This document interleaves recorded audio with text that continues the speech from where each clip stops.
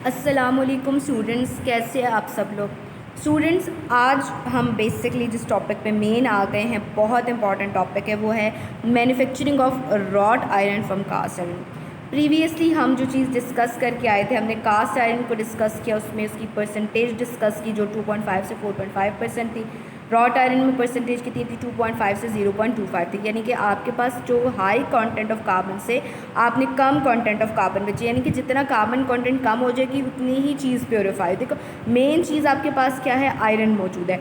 Iron की quantity ज़्यादा करनी है, आपने कार्बन की क्वांटिटी कम करनी। तो जाहिर सी बात है, जब आपके पास कार्बन कम होता चला जाएगा कार्बन की परसेंटेज, तो इम्प्योरिटीज़ का मतलब आयरन जो है वो भी अच्छा क्वालिटी का बनेगा।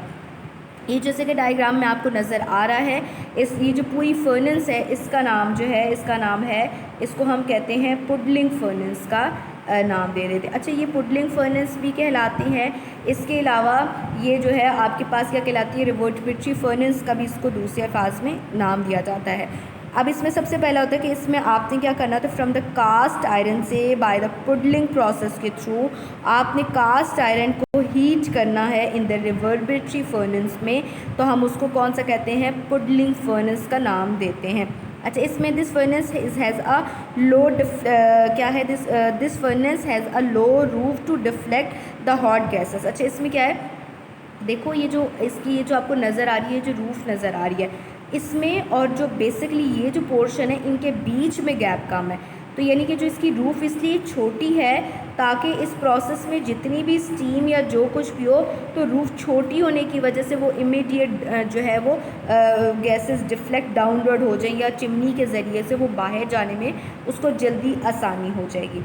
यानी कि इसका मतलब है कि इस वाली फर्नेस के अंदर आपने क्या करना है कि जो इसकी जो रूफ़ होगी वो क्या होगी? छोटी होनी चाहिए, ताकि जो हॉट गैसेस हैं वो डाउनवर्ड जल्दी से मूव कर जाएं, ताकि जल्दी से जल्द ये गैसेस जो है वो रिमूव होंगी, ताकि जल्द से जल्द आपका आयरन जो है वो प्योर हो जाए।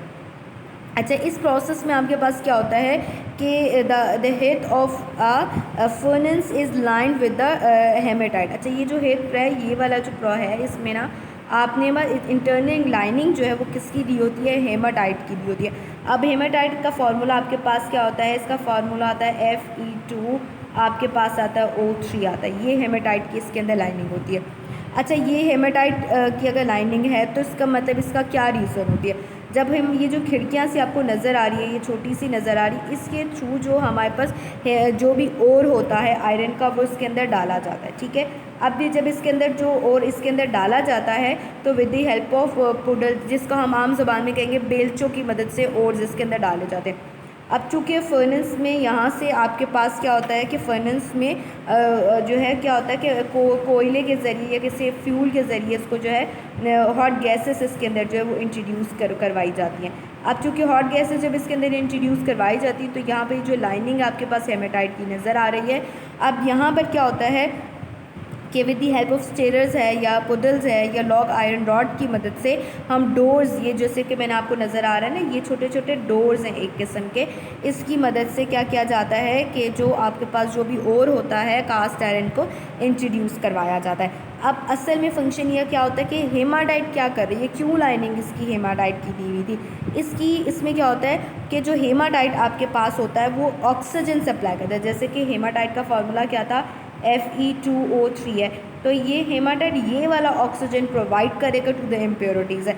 अब इम्प्योरिटी जैसे मैंने प्रीवियसली टॉपिक में बताया, वो इम्प्योरिटी किसकी भी हो सकती है? सल्फ़र की भी हो सकती है, मैंगनीज़ की भी हो सकती है। ठीक है, किसकी हो सकती है? मैंगनीज़ की भी, और इसके अलावा फास्फोरस की भी इम्प्योरिटी हो सकती है। तो इनको रिमूव करने के लिए जो हेमाटाइट है वो अपना ऑक्सीजन प्रोवाइड करता है, ताकि ये इम्प्योरिटी इसके अंदर से रिमूव हो सके। अब हम ये देख लेते हैं कि जो आपके पास इस प्रोसेस में जब आपके पास हेमाटाइट अपना ऑक्सीजन इनको सप्लाई करेगा, तो एज ए रिज़ल्ट में ये डिफरेंट किस्म की वोलेटाइल गैसेस में कन्वर्ट हो जाएगा। और जब वो यहाँ पर कन्वर्ट हो जाएगा, तो यहाँ पर जो आपके पास मौजूद है, ये जो लो रूफ मौजूद है, यहाँ से जब गैसेस ऊपर की तरफ होंगी, तो एक तो ये जो एक्स्ट्रा जो गैसेस होंगी वो डाउनवर्ड जो है वो लो रूफ होने की वजह से बाहर आएंगी, फिर ये आगे चिमनी की मदद से एक्स्ट्रा गैसेस जो है वो बाहर चली जाएंगी।